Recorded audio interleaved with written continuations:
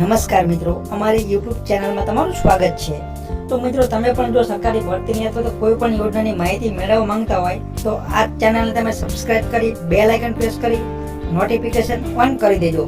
આટલું કરવાથી મિત્રો સરકારી ભરતીની કોઈ પણ નવી અપડેટ આવશે તો સૌથી પહેલા તમારા સુધી પહોંચી જશે।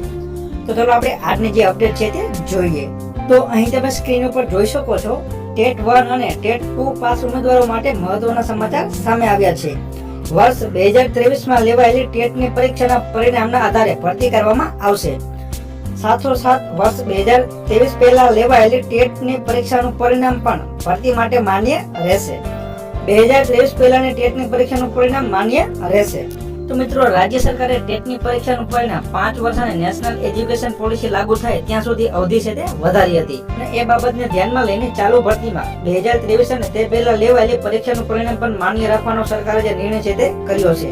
તો હવે 2023 પહેલા લેવાયેલી જે પરીક્ષા છે તેનું પરિણામ પણ માન્ય છે તે રહેશે। તો રાજ્યની માધ્યમિક અને ઉચ્ચતર માધ્યમિક સરકારી અને ગ્રાન્ટ ઇન એડ શાળાઓમાં આગામી 3 મહિનામાં 7500 જેટલી શિક્ષકોની ભરતી છે કરવામાં આવશે।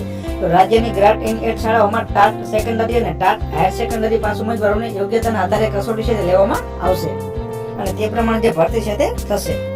તો મિત્રો, આ હતી આજની અપડેટ। આવી માહિતી માટે અમારી YouTube ચેનલ સાથે જોડાયેલા રહો।